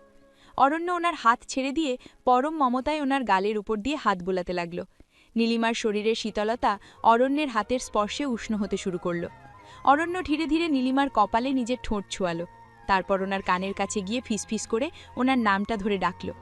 নীলিমা আর নিজেকে ধরে রাখতে পারলেন না। তিনি অরণ্যের বুকের উপর আছড়ে পড়লেন এবং ওর শার্টের কলারটা খামচে ধরলেন। ওনার এই আকুলতা ছিল হারানোর ভয়ে তৈরি হওয়া এক আদিম আকুতি। আমার বড্ড ভয় লাগে অরণ্য, সবাই চলে গেছে, তুমিও যদি আমাকে এই মাঝপথে ফেলে চলে যাও। যে হাত আমি একবার ধরেছি তা ছাড়ার জন্য আমি সমাজ বা বয়সের পরোয়া করি না নীলু। নীলিমা এবার অরণ্যের ঠোঁটে নিজের অধিকার স্থাপন করলেন। তবে এবারের চুম্বনে কামনার চেয়েও বেশি ছিল এক গভীর আরতি। অরণ্য ওনার ভেজা চুলগুলো সরিয়ে দিতে দিতে ওকে বিছানার ওপর শুইয়ে দিল। নীলিমা অনুভব করছিলেন অরণ্যের হাতের প্রতিটি পরশ ওনার ভেতরের সব সংশয় ধুয়ে মুছে দিচ্ছে। ওনার অভিমানী মনটা এখন কেবল অরণ্যের ভালোবাসার তৃষ্ণায় কাতর। অরণ্য যখন নীলিমার গলার নিচে নিজের মুখ ডুবিয়ে দিল, নীলিমা এক দীর্ঘ নিঃশ্বাস ছেড়ে অরণ্যকে আরও নিবিড়ভাবে জড়িয়ে ধরলেন। বাইরের বৃষ্টির শব্দ আর সমীর আকাশের ষড়যন্ত্র সবই তখন ওদের কাছে তুচ্ছ। নীলিমা জানতেন এই পুরুষটি কেবল ওনার শরীরের নয়, ওনার আত্মারও মালিক হয়ে গেছে। ওনার প্রতিটি শিরা তখন অরণ্যের আগমনে উৎসবে মেতে উঠেছিল। আমাকে আর কথা দিয়ে নয়, তোমার ওই পুরুষালী ভালোবাসা দিয়ে বুঝিয়ে দাও যে আমি কেবল তোমার। জানলার বাইরের কার্নিশটা ছিল পিচ্ছিল, কিন্তু সমীর আর আকাশের উত্তেজনার কাছে সেই ঝুঁকি যেন কিছুই ছিল না। ওরা দেওয়াল বেয়ে কোনো মতে এমন একটা জায়গায় দাঁড়িয়েছিল যেখান থেকে জানলার পর্দার সামান্য ফাঁক দিয়ে নীলিমার শোবার ঘরের ভেতরটা স্পষ্ট দেখা যাচ্ছিল। সমীরের হাতে ধরা ফোনের ক্যামেরাটা তখন অন ছিল। লক্ষ্য ছিল নীলিমা ম্যাডামের সেই তথাকথিত সম্মানকে চুরমার করে দেওয়া। কিন্তু ঘরের ভেতরে যা ঘটছিল তা দেখে ওদের দুজনেরই হাতের আঙুল যেন বরফ হয়ে যায়। ওরা ভেবেছিল কোনো নোংরা বা অশালীন কিছু দেখবে, কিন্তু ওরা যা দেখল তা হলো এক অবর্ণনীয় আর বিশুদ্ধ আত্মিক আকুতি। নীলিমা ম্যাডাম, যিনি কলেজে গম্ভীর মুখে ক্লাস নেন, তিনি এখন অরণ্যের বুকে মুখ লুকিয়ে এক অসহায় শিশুর মতো ফুপিয়ে ফুপিয়ে কাঁদছেন। আর অরণ্য, যে কিনা ওদের বন্ধু, সে যে এত গভীর মায়ার সাথে কাউকে আগলে রাখতে পারে তা ওদের কল্পনাতেও ছিল না। সমীর, আমরা কি ঠিক করছি? দেখ ম্যাডাম কেমন হাওমাও করে কাঁদছেন। চুপ কর আকাশ, ভিডিওটা ফোকাস করতে দে। সমীর ভিডিও করতে চাইলেও ওর হাতটা অবশ হয়ে আসছিল। ও দেখল অরণ্য নীলিমা ম্যাডামের ভেজা শাড়ির আঁচল দিয়ে ওনার চোখের জল মুছে দিচ্ছে এবং অতি সাবধানে ওনার কপালে ঠোঁট ছোঁয়ালো। সেই স্পর্শে কোনো লালসা ছিল না, ছিল এক পরম নির্ভরতা। নীলিমা যখন অরণ্যের বুকে মাথা রেখে শান্ত হচ্ছিলেন, তখন ওনার চেহারায় যে এক অদ্ভুত তৃপ্তি আর প্রশান্তি ফুটে উঠল, তা দেখে সমীর আর আকাশের মনের ভেতরে এক অদ্ভুত লজ্জাবোধ কাজ করতে শুরু করল। ওরা নিজেদের খুব ছোট মনে করতে লাগল। যে সম্পর্কটাকে ওরা কেবল শারীরিক খিদে বলে ভেবেছিল, তার গভীরতা যে এতটা বেশি তা ওদের মতো অপরিণত ছেলেদের বোঝার ক্ষমতার বাইরে ছিল। সমীর অনুভব করল ওর বুকটা ধড়ফড় করছে, অপরাধ বোধে ওর শ্বাস আটকে আসছে। সমীর, ক্যামেরা বন্ধ কর এটা। সমীর, ক্যামেরা বন্ধ কর। এটা দেখে আমাদের পাপ হচ্ছে রে। ওনারা স্বামী স্ত্রী না হলেও ওদের মধ্যে যা আছে সেটা ভিডিও করার মতো সস্তা জিনিস নয়। সমীর আর কথা বাড়ালো না। ও নিজের অজান্তেই ফোনের রেকর্ড বাটনটা বন্ধ করে দিল। ওর হাতের ফোনটা ধীরে ধীরে পকেটে ঢুকে গেল। ওরা দেখল ঘরের ভেতরে নীলিমা এখন অরণ্যের কাঁধে মাথা রেখে খুব নিচু স্বরে কিছু বলছেন, আর অরণ্য হাসি মুখে ওনার হাতটা নিজের হাতের মুঠোয় নিয়ে চুমু খাচ্ছে। এই দৃশ্যটা এতটাই ব্যক্তিগত আর নিবিড় ছিল যে আকাশ আর সমীর সেখানে দাঁড়িয়ে থাকাটাকেই এক ধরনের অসম্মান বলে মনে করল। বৃষ্টির জল ওদের চোখে মুখে লাগছিল ঠিকই, কিন্তু সেই জল এখন আর ওদের রোমাঞ্চ দিচ্ছিল না, বরং মনে হচ্ছিল ওদের ভেতরের নোংরামিগুলো ধুয়ে দিচ্ছে। সমীর আর আকাশের চেহারায় এখন আর কোনো কুটিল হাসি নেই, আছে এক বুক ভরা লজ্জা আর অনুশোচনা। চল আকাশ, এখান থেকে যাই। আমরা যা করতে যাচ্ছিলাম তা জানলে অন্য তো বটেই, আমি নিজেও নিজেকে কোনোদিন ক্ষমা করতে পারতাম না। ঠিক বলেছিস, নীলিমা ম্যাডামকে আমরা ভুল বুঝেছিলাম। উনি কেবল আমাদের শিক্ষক নন, উনি কেবল আমাদের শিক্ষিকা নন। উনি এক নিঃসঙ্গ মানুষ যিনি অরণ্যের মধ্যে নিজের বাঁচার রসদ খুঁজে পেয়েছেন। ওরা দুজন অতি সাবধানে দেওয়াল বেয়ে নিচে নেমে এলো। বৃষ্টির মধ্যে ভিজতে ভিজতে ওরা যখন গলি থেকে বেরিয়ে আসছিল তখন ওরা একে অপরের দিকে তাকাতে পারছিল না। ওদের হাতে থাকা ফোনটা এখন আর কোনো ট্রাম্প কার্ড নয়, বরং এক লজ্জার দলিল হয়ে রয়ে গেল। সমীর রাস্তার পাশে ফোনটা বের করে সেই ভিডিওটা পাকাপাকিভাবে ডিলিট করে দিল। আকাশ সেটা দেখে একটা লম্বা শ্বাস ছাড়ল। ওরা বুঝতে পারল সব সম্পর্ককে শরীরের মাপকাঠিতে মাপা যায় না। কিছু সম্পর্কের গভীরতা কেবল সেই দুজন মানুষের মাঝেই সীমাবদ্ধ থাকা উচিত। অরণ্য আর নীলিমা তখন ঘরের ভেতরে বাইরের সব ষড়যন্ত্র থেকে দূরে একে অপরের উষ্ণতায় এক নতুন পৃথিবী খুঁজে পাচ্ছিল। কাল থেকে কলেজের নীলিমা ম্যাডামের দিকে তাকালে আমার হয়তো খুব অপরাধী মনে হবে রে আকাশ। অপরাধ বোধটা থাক সমীর। এটাই আমাদের মনে করিয়ে দেবে যে কারোর ব্যক্তিগত জীবনে উকি দেওয়া কতটা নিচু কাজ। ভোরের আলো তখনও পুরোপুরি স্বচ্ছ হয়ে ওঠেনি। বৃষ্টির পরের শান্ত স্নিগ্ধতা চারিদিকে ছড়িয়ে আছে। নীলিমা আর অরণ্য দুজনের কারোরই সারা রাত চোখের পাতা এক করার ফুরসত মেলেনি। রাতের সেই মান অভিমানের পালা শেষ হয়ে এক দীর্ঘ পরম তৃপ্তিতে যখন ওরা শান্ত হলো তখন ভোরের পাখির ডাক শোনা যাচ্ছে। নীলিমা হালকা রঙের একটি শাড়ি পরে নিজের চুলগুলো একটু গুছিয়ে নিচ্ছিলেন, আর অরণ্য রেডি হয়ে দরজার কাছে গিয়েছিল বাইরে যাওয়ার জন্য। ঠিক সেই সময় দরজার কলিং বেলটা বেজে উঠল। অরণ্য আর নীলিমা দুজনেই চমকে একে অপরের দিকে তাকালো। এত ভোরে কে আসতে পারে? নীলিমা ইশারায় অরণ্যকে সরতে বললেও অরণ্য নিজেই সাহসের সাথে দরজাটা খুলে দিল। দরজা খুলতেই অরণ্যের চোখ ছানা বড়া। সামনে আকাশ আর সমীর দাঁড়িয়ে। দুজনের গায়েই গতরাতের ভেজা কাপড় শুকিয়ে কুঁচকে আছে। চোখে মুখে এক অদ্ভুত প্রশ্রয়ের হাসি। মুচকি হেসে, কিরে বন্ধু, সারা রাত বৃষ্টিতে ভিজে তোর প্রজেক্ট চেক করা কি শেষ হলো? আমাদেরকে একটু পাঠ দেবে নাকি? শুধু পাঠ দিলে হবে না আকাশ, আমরা তো সারা রাত গেটের বাইরে দাঁড়িয়ে ডিউটি দিচ্ছিলাম যাতে আমাদের মাস্টার মশাই কোনো বিপদে না পড়েন। নীলিমা পেছনে দাঁড়িয়ে সবটা শুনছিলেন। ওনার বুকটা ভয়ে দুরু দুরু করছিল।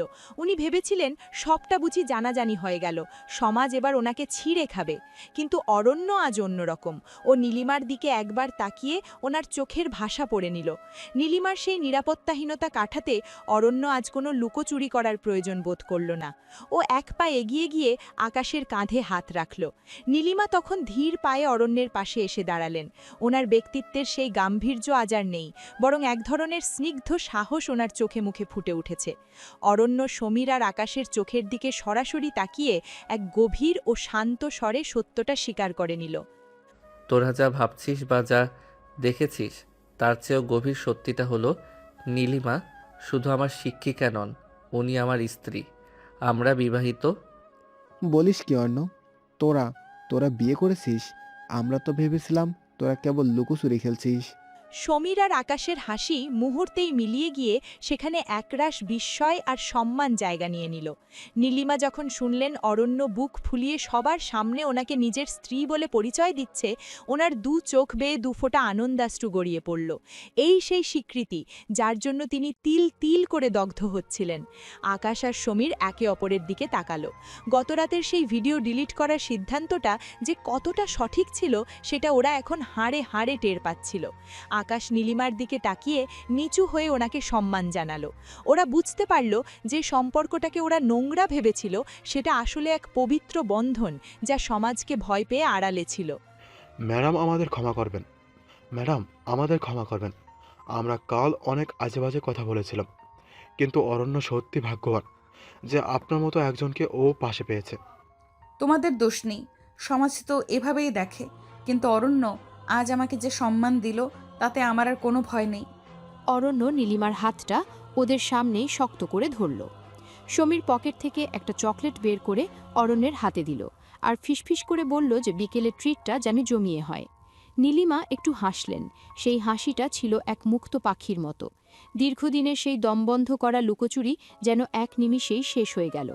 আকাশ আর সমীর এবার দুষ্টুমির ছলে অরণ্যকে এক পাশে টেনে নিয়ে গেল এবং কাল রাতে সেই প্রজেক্ট চেক নিয়ে আড়ালে হাসাহাসি করতে লাগল। নীলিমা দরজায় দাঁড়িয়ে দেখলেন তার জীবনের সেই অন্ধকার একাকিত্ব আজ তার ছাত্রদের কাছেই এক নতুন আলোয় প্রকাশিত হয়েছে। তিনি অরণ্যের দিকে তাকিয়ে মনে মনে বললেন, আজ থেকে তিনি আর কোনো ছাত্রের জন্য নয়, কেবল তার স্বামীর জন্য অপেক্ষা করবেন। তা অন্য বিয়ের খবরটা তো দিলি, কিন্তু ভোরে তোদের ওই রোমান্টিক ডেয়ার আমাদের জন্য কি এক কাপ চাও হবে না? অবশ্যই হবে, তবে তার আগে তোদের কথা দিতে হবে যে কলেজের বারান্দায় আমাদের যেন আর টিপ্পনি শুনতে না হয়। কলেজের গেটে পা রাখতেই অরণ্য অনুভব করল আজকের সকালটা অন্য সব দিনের চেয়ে আলাদা। নীলিমার সেই সিক্ত চোখের জল আর ভোরের সেই স্বীকৃতির পর ওর বুকের ভেতরের ভয়টা যেন উবে গেছে। আকাশ আর সমীর ওর দুই পাশে রক্ষী বাহিনীর মতো হাঁকছে। ওদের চোখে মুখে এখন অরণ্যের প্রতি এক ধরনের গোপন শ্রদ্ধা। কিন্তু বিপত্তি ঘটল করিডোরে পৌঁছতেই। রিয়া সেখানে আগে থেকেই দাঁড়িয়েছিল। ওর পরনে লাল রঙের সালোয়ার কামিজ, চোখে মুখে জেদ আর অভিমানের ছাপ স্পষ্ট। অরণ্যকে দেখা মাত্রই ও হন্তদন্ত হয়ে এগিয়ে এলো। অরণ্য ওকে দেখেও না দেখার ভান করে পাশ কাটিয়ে যাওয়ার চেষ্টা করল, কিন্তু রিয়া এক ঝটকায় অরণ্যের ব্যাগটা টেনে ধরল। অরণ্যের এই অবহেলা রিয়ার ভেতরে থাকা প্রতিহিংসাকে যেন আরও উস্কে দিল। অরণ্য, আমি কথা বলছি আর তুমি পাশ কাটিয়ে চলে যাচ্ছ। কাল বৃষ্টিতে ভেজার পর থেকেই তোমার হাবভাব খুব বদলে গেছে মনে হচ্ছে। খুবই সাধারণ স্বরে অরণ্য বলল, রিয়া, এখন কথা বলার সময় নেই, আমার সামনে ক্লাস আছে, আমাকে যেতে দাও। অরণ্যের এই নির্লিপ্ততা রিয়াকে আরও পাগল করে তুলল। ও অরণ্যের একদম কাছে চলে এলো, এত কাছে যে ওর নিঃশ্বাসের শব্দ অরণ্য শুনতে পাচ্ছিল। রিয়া ওর এক হাত অরণ্যের বুকের উপর রাখল, আঙুলগুলো দিয়ে শার্টের উপর বৃত্ত আঁকতে আঁকতে ও অরণ্যের চোখের দিকে চাইল। ও জানত অরণ্যকে কিভাবে দুর্বল করতে হয়, কিন্তু ও জানত না যে অরণ্যের হৃদয়ে এখন নীলিমা নামক এক বিশাল পাহাড় দাঁড়িয়ে আছে। আকাশ আর সমীর একটু দূরে দাঁড়িয়ে রিয়ার এই নির্লজ্জতা চেষ্টা দেখছিল।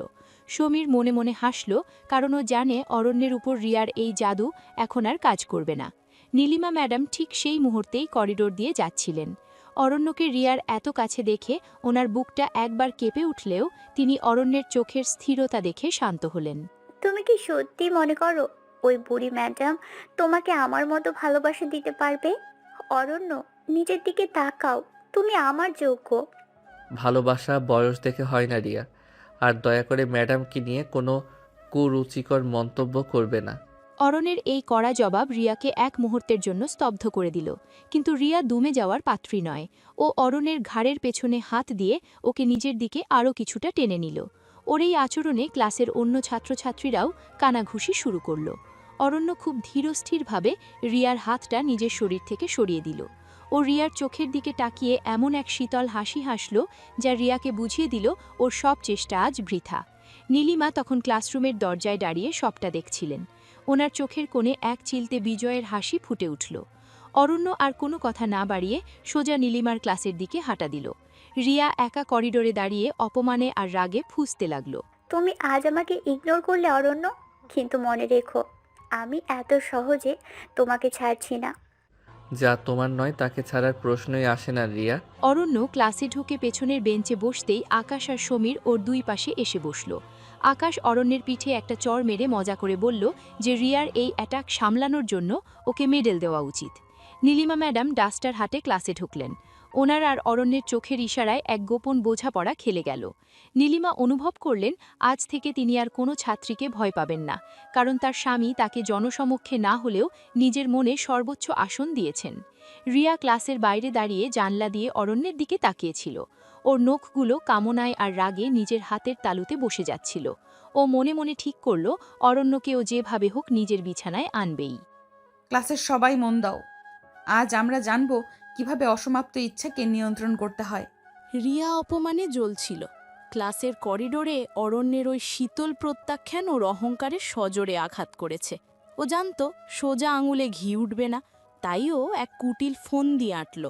রিয়া জানত নীলিমা ম্যাডাম প্রতিদিন ক্লাস শেষ করে লাইব্রেরির পেছনের নির্জন করিডোর দিয়ে নিজের কেবিনে যান। ও অরণ্যকে একটা চিরকুট পাঠালো, যেখানে লেখা ছিল যে ও খুব অসুস্থ এবং লাইব্রেরির পেছনে পড়ে আছে। রিয়ার পরিকল্পনা ছিল অরণ্য ওকে বাঁচাতে এলে ও নিজেকে অরণ্যের গায়ের ওপর এলিয়ে দেবে এবং ঠিক সেই মুহূর্তেই ও চিৎকার করে লোক জড়ো করবে। যাতে সবাই ভাবে অরণ্য ওর সাথে খারাপ কিছু করার চেষ্টা করছে। এতে অরণ্যের সম্মান তো যাবেই, নীলিমাও অরণ্যকে ঘৃণা করতে শুরু করবেন। রিয়া লাইব্রেরির অন্ধকার কোণে নিজের শার্টের ওপরের বোতামটা খুলে চুলগুলো এলোমেলো করে ওত পেতে বসে রইল। আজ এমন নাটক সাজাবো যে অরণ্যকে হয় আমার কাছে আসতে হবে, নয়তো জেলের ভাত খেতে হবে। কিন্তু রিয়া জানতো না যে নীলিমা ম্যাডাম এই কলেজের প্রতিটি ইঞ্চির খবর রাখেন। আকাশ আর সমীর যখন দেখল রিয়া একটা চিরকুট অরণ্যের বেঞ্চে রেখে দ্রুত চলে যাচ্ছে, ওরা সেটা অরণ্যের বদলে নীলিমা ম্যাডামকে দিয়ে দেয়। নীলিমা মুহূর্তেই বুঝে ফেললেন রিয়া কোনো নোংরা খেলায় মেতেছে। তিনি অরণ্যকে ক্লাসেই আটকে রেখে নিজে লাইব্রেরির পেছনের করিডোরে গিয়ে হাজির হলেন। রিয়া যখন পায়ের শব্দ শুনল, ও ভাবল অরণ্য এসেছে। ও চোখ বুজে এক হাত দিয়ে নিজের চোখের জল মোছার অভিনয় করতে লাগল এবং অরণ্যের নাম ধরে ডুকরে কেঁদে উঠল। কিন্তু যখন ও অনুভব করল ওর কাঁধে কোনো পুরুষের বলিষ্ঠ হাত নয়, বরং একজন নারীর শক্ত স্পর্শ লেগেছে, ও চমকে চোখ মেলল। সামনে নীলিমা ম্যাডাম দাঁড়িয়ে, ওনার চোখে মুখে এক করুণা মিশ্রিত অবজ্ঞা। রিয়া, শরীর খারাপ হলে তো রেস্টরুমে যাওয়ার কথা, এখানে অন্ধকারের কোণে বোতাম খুলে কাকে ডাকছো? ম্যাডাম আপনি? অরণ্য কোথায়? মানে আমি তো অরণ্যকে ডাকিনি। নীলিমা এক পা এগিয়ে এলেন। ওনার দীর্ঘ ছায়াটা রিয়ার ওপর পড়তেই রিয়া কুঁকড়ে গেল। নীলিমা খুব শান্ত হাতে রিয়ার শার্টের বোতামটা লাগিয়ে দিলেন এবং ওর এলোমেলো চুলগুলো ঠিক করে দিলেন। ওনার এই শান্ত ভঙ্গি রিয়াকে হাজারটা চারের চেয়েও বেশি অপমানিত বোধ করালো। নীলিমা রিয়ার কানের কাছে মুখ নিয়ে এলেন। ওনার নিঃশ্বাস রিয়ার গলায় ঝাপটা দিচ্ছিল। ওনার গলার স্বর ছিল বরফের মতো ঠান্ডা কিন্তু তীক্ষ্ণ। নীলিমা বুঝিয়ে দিলেন যে তিনি কেবল একজন শিক্ষিকা নন, তিনি একজন স্ত্রী যে নিজের ঘর আগলাতে জানে। রিয়া বুঝতে পারল ওর সামনে ওর এই শয়তানি টিকবে না। অরণ্য আমার ঘরে থাকে রিয়া, আমার ক্লাসে থাকে। তোমার মতো সস্তা নাটকের দর্শকদের ভিড়েও নেই। আপনি বড্ড বেশি বাড়াবাড়ি করছেন ম্যাডাম। আমি যদি প্রিন্সিপালকে সব বলে দিই? নীলিমা হাসলেন, এক বিজয়ী নারীর হাসি। ওনার সেই হাসিতে রিয়ার হাত পা ঠান্ডা হয়ে এলো। নীলিমা পকেট থেকে ওনার স্মার্টফোনটা বার করলেন। ফোনের স্ক্রিনে একটি ভিডিও প্লে হচ্ছিল, যেখানে দেখা যাচ্ছে রিয়া নিজেই নিজের জামার বোতাম খুলছে আর আয়নায় দেখে প্র্যাকটিস করছে কিভাবে চিৎকার করতে হবে। আকাশ আর সমীর আগে থেকেই জানলার ওপাশ থেকে এই দৃশ্য রেকর্ড করে নীলিমাকে পাঠিয়েছিল। রিয়া বুঝতে পারল ওর সব চাল উল্টে গেছে। ও এখন চাইলেও অরণ্যের ক্ষতি করতে পারবে না, বরং ও নিজেই কলেজ থেকে বিতাড়িত হওয়ার মুখে দাঁড়িয়ে আছে। নীলিমা ফোনটা পকেটে রেখে রিয়ার চিবুকটা উঁচিয়ে ধরলেন। এই ভিডিওটা যদি এখন প্রিন্সিপালের কাছে যায়, তবে তোমার ক্যারিয়ারটা কিন্তু আজই শেষ হয়ে যাবে। প্লিজ ম্যাডাম, এমনটা করবেন না। আমি আর কখনো অরণ্যর ধারে কাছেও যাব না। নীলিমা রিয়াকে ছেড়ে দিলেন। রিয়া কোনো মতে নিজের ব্যাগটা গুছিয়ে সেখান থেকে পাগলের মতো দৌড়ে পালিয়ে গেল। নীলিমা একা করিডোরে দাঁড়িয়ে একটা দীর্ঘ নিঃশ্বাস ফেললেন। ওনার মনে হলো আজ যেন তিনি কেবল অরণ্যকে নয়, নিজের সম্মানকেও রক্ষা করতে পেরেছেন। অরণ্য তখন করিডোরের শেষ প্রান্তে দাঁড়িয়ে নীলিমার দিকে তাকিয়েছিল। নীলিমা যখন ওনার কেবিনের দিকে হাঁটতে শুরু করলেন, অরণ্য চুপি চুপি ওনার পেছন পেছন কেবিনে ঢুকে পড়ল। দরজাটা বন্ধ হতেই অরণ্য নীলিমাকে পেছন থেকে জাপটে ধরল। নীলিমা শিউরে উঠলেন। ওনার সারাদিনের ক্লান্তি আর টেনশন অরণ্যের এই নিবিড় আলিঙ্গনে নিমেষে উধাও হয়ে গেল। আমার বাঘিনী তো আজ দারুণ শিকার করল। রিয়া তো দেখি ভয়ে আধ মরা হয়ে গেছে। ঘুরে অরণ্যের বুকে মুখ গুজে, তোমার এই ছেলে মানুষগুলো সামলাতে গিয়েই আমার অর্ধেক জীবন শেষ হয়ে যাবে অরণ্য। রিয়ার মনের ভেতর যে প্রতিশোধের আগুন জ্বল ছিল তা নীলিমার ধমকে নিভে যায়নি, বরং আরও বিষাক্ত রূপ নিয়েছে। ও বুঝতে পেরেছে কলেজে বসে কোনো নাটক সাজানো যাবে না, তাই ও অরণ্য আর নীলিমার পিছু নেওয়ার সিদ্ধান্ত নিল। নীলিমা আর অরণ্য ভেবেছিল কলেজের এই ঝামেলার পর একটু দূরে কোথাও গিয়ে নিভৃতে সময় কাটাবে। ওরা শহরের কোলাহল ছেড়ে একটু দূরে এক নির্জন রিসর্টে ঘুরতে যাওয়ার পরিকল্পনা করল। নীলিমা আজ নীল রঙের একটা জর্জেট শাড়ি পরেছেন, চোখে গাঢ় কাজল আর খোলা চুলে ওনাকে এক মায়াবী অপ্সরার মতো লাগছে। অরণ্য সাদা পাঞ্জাবি পরে ওনার পাশে বসে যখন গাড়ি চালাচ্ছিল, তখন ওদের দুজনের মনেই এক অদ্ভুত মুক্তির আনন্দ ছিল। কিন্তু ওরা খেয়াল করেনি বেশ কিছুটা দূর থেকে একটা কালো কাঁচ তোলা ট্যাক্সি অনবরত ওদের অনুসরণ করছে। রিয়া সেই ট্যাক্সির ভেতর বসে আছে, হাতে ওর প্রফেশনাল ক্যামেরা আর চোখে এক পৈশাচিক জিঘাংসা। অরণ্য, আমার কেন জানি বারবার মনে হচ্ছে কেউ আমাদের দেখছে। জানো তো এই লুকোচুরি আমার আর সহ্য হচ্ছে না। সব তোমার মনের ভুল নীলু। আজ শুধু আমরা আর এই প্রকৃতি, কেউ আমাদের মাঝখানে নেই। রিসর্টে পৌঁছে ওরা যখন লেকের ধারে নির্জন বারান্দায় এসে দাঁড়ালো, তখন পরন্ত বিকেলের সোনা রোদ নীলিমার মুখে এসে পড়ছিল। অরণ্য মুগ্ধ হয়ে ওনার দিকে তাকালে নীলিমা কিছুটা লজ্জা পেয়ে মুখ নিচু করলেন। অরণ্য ধীর পায়ে ওনার কাছে গিয়ে ওনার কোমরে হাত রাখল। নীলিমা প্রথমে কিছুটা বাধা দেওয়ার চেষ্টা করলেও পরে অরণ্যের কাঁধে নিজের মাথাটা এলিয়ে দিলেন। ঠিক সেই সময় লেকের উল্টো দিকের ঘন ঝোপের আড়ালে লুকিয়ে রিয়ার ক্যামেরার শাটার বারবার ক্লিক করে উঠল। রিয়া খুব সূক্ষ্মভাবে ওদের ঘনিষ্ঠ মুহূর্তের ছবিগুলো তুলতে লাগল। ও জানত কলেজের করিডোরে যা করা যায়নি, এই ছবিগুলো দিয়ে তা অনায়াসেই করা যাবে। অরণ্য যখন নীলিমার কপালে আর ঠোঁটে গভীর অনুরাগে চুমু খাচ্ছিল, রিয়া সেই ফ্রেমগুলো খুব কাছ থেকে জুম করে বন্দি করে নিচ্ছিল। কলেজের প্রিন্সিপাল আর শিক্ষকদের কাছে এই ছবিগুলো যখন পৌঁছবে, তখন তোমার ওই ম্যাডাম তকমাটা কোথায় থাকে আমিও দেখে নিব। নীলিমা আর অরণ্য তখন নিজেদের জগতে বুঁ ধরে আছে। অরণ্য নীলিমাকে কোলে তুলে নিয়ে রিসর্টের ঘরের দিকে হাঁটতে শুরু করল। নীলিমা খিলখিল করে হেসে অরণ্যের গলা জড়িয়ে ধরলেন। এই হাসির শব্দ রিয়ার কানে তপ্ত সীসার মতো বিঁধছিল। রিয়া অরণ্যের এই রূপ আগে কখনো দেখেনি, এতটা আবেগপ্রবণ, এতটা উন্মুক্ত। ছবিগুলো তোলা শেষ করে ও ক্যামেরার মেমোরি কার্ডটা শক্ত করে চেপে ধরল। ওর মনে হচ্ছিল এই একটা কার্ডেই লুকিয়ে আছে নীলিমার ধ্বংসের চাবিকাঠি। রিয়া দ্রুত সেখান থেকে সরে গেল, যাতে কেউ ওকে দেখতে না পায়। ও জানত অরণ্য ওকে প্রত্যাখ্যান করার যে ভুল করেছে তার মাসুল নীলিমাকে গুনতে হবে, ওনার কেরিয়ার আর সম্মান দিয়ে। জানো অরণ্য, আজ তোমাকে এত কাছে পেয়ে আমার সব ভয় যেন কেটে গেছে। মনে হচ্ছে আমরা পৃথিবীর শ্রেষ্ঠ সুখী যুগল। তোমাকে সারা জীবন এভাবেই আগলে রাখবো নীলু। কোনো ঝড়ই আমাদের ছুঁতে পারবে না। অরণ্য জানত না যে ঠিক সেই মুহূর্তে এক ভয়ঙ্কর ঝড় ওদের দিকে ধেয়ে আসছে। রিয়া রিসোর্ট থেকে বেরিয়েই সোজা শহরের এক ক্যাফেতে গিয়ে বসল। ও ল্যাপটপে ছবিগুলো লোড করে দেখতে লাগল।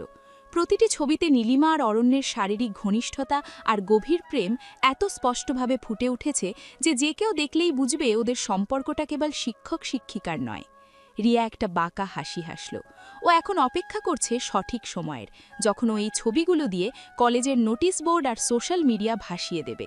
নীলিমা আর অরণ্য তখন ঘরের ভেতরে ভালোবাসার এক নতুন অধ্যায় শুরু করছিল। জানত না যে বাইরে ওদের জন্য এক নরক অপেক্ষা করছে। কাল সকালে সূর্য ওঠার সাথে সাথেই তোমাদের এই প্রেমের সাম্রাজ্য ছারখার হয়ে যাবে নীলিমা ম্যাডাম। পরদিন সকালে কলেজের শান্ত পরিবেশ এক মুহূর্তেই নরককুণ্ডে পরিণত হল। রিয়া নিজের হীনমন্যতা আর প্রতিশোধ চরিতার্থ করতে গতরাতের সেই অন্তরঙ্গ ছবিগুলো কলেজের অফিসিয়াল ফেসবুক গ্রুপ এবং স্টুডেন্টদের মেসেঞ্জার গ্রুপে ভাইরাল করে দিয়েছে। নীলিমা যখন কলেজের গেটে পা রাখলেন, তিনি অনুভব করলেন চারপাশের বাতাস আজ অন্যরকম। পরিচিত সহকর্মী থেকে শুরু করে পিয়ন পর্যন্ত সবাই ওনার দিকে বাঁকা চোখে তাকাচ্ছে, কেউ কেউ আড়ালে মুখ টিপে হাসছে। লাইব্রেরির সামনে একদল ছাত্র গোল্লা হয়ে ফোনে কিছু একটা দেখছিল। নীলিমাকে দেখা মাত্রই তারা ফিসফিসানি শুরু করল। নীলিমা যখন নিজের ফোনের নোটিফিকেশন চেক করলেন, ওনার পায়ের তলা থেকে মাটি সরে গেল। রিসোর্টের বারান্দায় অরণ্যের বুকে ওনার মাথা রাখা কিংবা অরণ্যের ওনাকে কোলে তুলে নেওয়ার সেই নিবিড় মুহূর্তগুলো এখন সবার ফোনে ফোনে। ওনার শিক্ষিকা জীবনের তিল তিল করে গড়া সম্মান যেন এক লহমে ধুলোয় মিশে গেল। আমি জানতাম এ দিনটা আসবে। আমি শেষ হয়ে গেলাম অরণ্য। নীলিমা নিজের কেবিনে ঢুকে চেয়ারে ভেঙে পড়লেন। ওনার মনে হচ্ছিল এখনই বিষ খেয়ে মরে যাওয়া ভালো। ঠিক সেই সময় প্রিন্সিপাল স্যারের পিয়ন এসে জানালো ওনাকে জরুরি তলব করা হয়েছে। নীলিমা যখন কাঁপতে কাঁপতে প্রিন্সিপালের ঘরের দিকে যাচ্ছিলেন, করিডোরে রিয়ার সাথে ওনার দেখা হলো। রিয়ার চোখে মুখে এক পৈশাচিক আনন্দ, ও যেন বিজয়ের হাসি হাসছে। কিন্তু নীলিমা জানতেন না যে অরণ্য, আকাশ আর সমীর তখন অন্য এক পরিকল্পনা নিয়ে তৈরি। অরণ্য প্রিন্সিপালের ঘরের সামনেই দাঁড়িয়েছিল, ওর পাশে আকাশ আর সমীর। ওরা নীলিমাকে দেখে মাথা নিচু না করে বরং বুক ফুলিয়ে দাঁড়িয়ে রইল। প্রিন্সিপাল স্যার যখন গম্ভীর মুখে ছবিগুলো টেবিলের ওপর রেখে নীলিমাকে কৈফিয়ত চাইছিলেন, অরণ্য কোনো অনুমতি ছাড়াই ভেতরে ঢুকে পড়ল। ছবিগুলো সত্যি, কিন্তু ছবির পেছনের গল্পটা আপনি যা ভাবছেন তা নয়। আমরা কোনো অনৈতিক সম্পর্কে নেই। অর্ণ, এটা তোমার ছাত্র শিক্ষিকা সম্পর্কের সীমা লঙ্ঘন। নীলিমা ম্যাডামকে আজই পদত্যাগ করতে হবে। আকাশ আর সমীর তখন দরজার বাইরে থেকে ক্লাসের বাকি ছাত্রদের একজোট করছিল। ওরা সবাই মিলে স্লোগান দিতে শুরু করলো। সমীর ভেতর ঢুকে অরণ্যের পাশে দাঁড়ালো। সমীর এবার ওর পকেট থেকে ওদের সেই গোপন ম্যারেজ সার্টিফিকেট বা বিয়ের দলিলের একটা কপি প্রিন্সিপালের টেবিলের উপর রাখল। আকাশ জানালো যে অরণ্য আর নীলিমা আইনত স্বামী স্ত্রী। কলেজের সব ছাত্র তখন দরজার বাইরে দাঁড়িয়ে নীলিমা ম্যাডামের পক্ষে চিৎকার করছে। রিয়া ভিড়ের মাঝখানে দাঁড়িয়ে স্তম্ভিত হয়ে দেখছিল ওর চালটা কিভাবে উল্টে যাচ্ছে। কলেজের ছাত্ররা ছবিগুলোর নোংরামি নয়, বরং ওদের ভালোবাসার সাহসিকতাকে সম্মান জানাচ্ছিল। নীলিমা স্তম্ভিত হয়ে দেখলেন যে সমাজকে তিনি এত ভয় পেতেন, সেই সমাজের নতুন প্রজন্ম আজ ওনার পাশে ঢাল হয়ে দাঁড়িয়েছে। স্যার, যদি ছবিগুলো ভাইরাল হওয়ার অপরাধে কাউকে শাস্তি দিতে হয় তবে রিয়াকে দেন। ও কারোর ব্যক্তিগত জীবনের ছবি চুরি করে ছড়িয়েছে। নীলিমা ম্যাডাম আমাদের সেরা শিক্ষিকা, আর অন্য আমাদের বন্ধু। ওদের ব্যক্তিগত জীবন নিয়ে কথা বলার অধিকার আমাদের কারোর নেই। প্রিন্সিপাল স্যার কিছুক্ষণ নিস্তব্ধ হয়ে রইলেন। তিনি দেখলেন ছাত্রদের এই ঐক্য আর অরণ্যের অটল ভালোবাসা। তিনি বুঝতে পারলেন আইনত অরণ্য আর নীলিমা কোনো অপরাধ করেননি, বরং সমাজই ওদের লুকিয়ে থাকতে বাধ্য করেছিল। তিনি ছবিগুলো ডাস্টবিনে ফেলে দিলেন এবং রিয়াকে অবিলম্বে তার ঘরে তলব করলেন। নীলিমা তখন অরণ্যের হাতটা সবার সামনেই শক্ত করে ধরলেন। ওনার চোখে জল থাকলেও মুখে ছিল এক তৃপ্তির হাসি। অরণ্য নীলিমাকে নিয়ে যখন প্রিন্সিপালের ঘর থেকে বেরিয়ে এলো, করিডোরে থাকা শয়ে শয়ে ছাত্র তালি দিয়ে ওদের অভিনন্দন জানালো। রিয়া মাথা নিচু করে ভিড়ের মাঝখান দিয়ে পালিয়ে যাচ্ছিল, কিন্তু সমীর ওকে থামিয়ে দিল। রিয়া, ঘৃণা দিয়ে ভালোবাসা জেতা যায় না। এই ছবিগুলো দিয়ে তুই ওদের আলাদা করতে চেয়েছিলি, কিন্তু দেখ আজ ওরাই সবার চোখে হিরো, হিরোইন। নীলিমা আর অরণ্য সেদিন একসাথেই কলেজ থেকে বেরোলেন। নীলিমা অনুভব করলেন আজ আর ওনার কোনো পর্দা বা লুকোচুরির প্রয়োজন নেই। আকাশ আর সমীর বাইক নিয়ে ওদের পিছু পিছু কিছুটা এগিয়ে দিল। নীলিমা বুঝতে পারলেন অরণ্যের মতো একজন সাহসী পুরুষ আর আকাশ সমীরের মতো বন্ধুদের পাশে থাকলে দুনিয়ার কোনো নোংরামি ওনাকে স্পর্শ করতে পারবে না। বিকেলে যখন ওরা বাড়িতে ফিরল, নীলিমা অরণ্যকে জড়িয়ে ধরে এক দীর্ঘ চুম্বন করলেন। এই চুম্বনে ছিল কৃতজ্ঞতা আর এক চরম মুক্তি।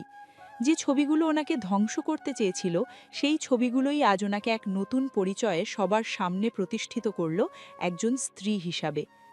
অরণ্য, তুমি আজ আমাকে মরা থেকে বাঁচিয়ে দিলে। আজ থেকে আমি শুধু নীলিমা ম্যাডাম নই, আমি তোমার নীলু। আর আমি শুধু তোমার ছাত্র নই, আমি তোমার প্রেমিক, তোমার স্বামী, যে তোমাকে পৃথিবীর সব ঝাপটা থেকে আগলে রাখবে। নীলিমা আর অরণ্যের জীবনের সেই উত্তাল ঝড়ের রাতগুলো যেন অবশেষে এক শান্ত ভোরের মোহনায় এসে থিতু হল। যে সমাজ আর লোকলজ্জার ভয়ে নীলিমা এতদিন তিল তিল করে নিজেকে শেষ করছিলেন, আজ সেই সমাজের সামনেই তিনি অরণ্যের হাত ধরে মাথা উঁচু করে দাঁড়ানোর সাহস পেয়েছেন। কলেজের সেই ঘটনার পর নীলিমা আর অরণ্যের সম্পর্কটা এখন আর কোনো গোপন পাপ নয়, বরং এক অনুকরণীয় প্রেমের গল্প। রিয়াকে কলেজ থেকে সাময়িক বহিষ্কার করা হয়েছে, আর আকাশ আর সমীর এখন ওদের ছায়ার মতো আগলে রাখে। নীলিমার সেই বিশাল ফ্ল্যাটটা, যা একসময় একাকিত্ব আর গুমোট অভিমানে ভরা ছিল, আজ সেখানে কেবল হাসির শব্দ আর অরণ্যের প্রিয় গানের সুর প্রতিধ্বনিত হয়। বিকেলের হালকা সোনালি রোদ যখন নীলিমার শোবার ঘরের বারান্দায় এসে পড়ে, নীলিমা অরণ্যের কোলে মাথা রেখে শুয়ে থাকেন। অরণ্য পরম মমতায় ওনার চুলে বিলি কেটে দিচ্ছিল।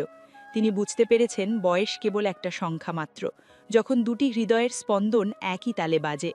অরণ্য আগের থেকে অনেক বেশি পরিণত। ও এখন কেবল নীলিমার কামনার সঙ্গী নয়, ও নীলিমার সেই ভরসার জায়গা যেখানে নীলিমা নিজের সব ক্লান্তি বিসর্জন দিতে পারেন।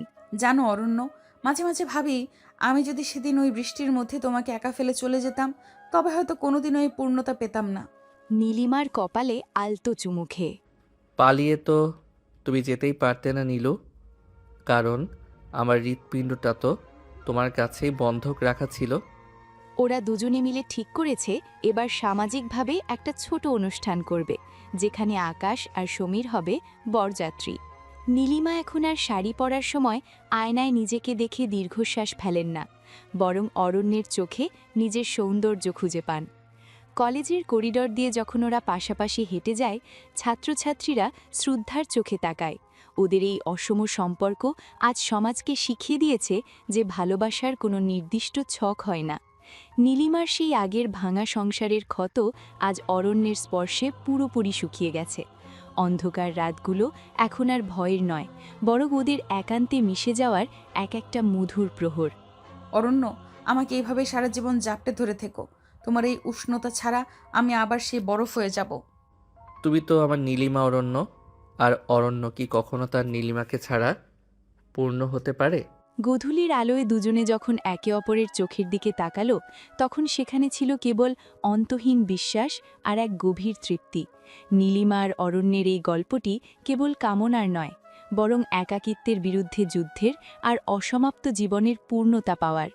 ওরা জানত সামনে হয়তো আরও অনেক চড়াই উতরাই আসবে, কিন্তু এখন আর ওদের ভয় নেই, কারণ ওরা জানে ভালোবাসার হাতটা যখন শক্ত করে ধরা থাকে, তখন পৃথিবীর কোনো ঝড়ই আর ঘর ভাঙতে পারে না। নীলিমা অরণ্যের বুকে নিজের মুখ গুজে দিলেন, এক চিরন্তন শান্তির খোঁজে।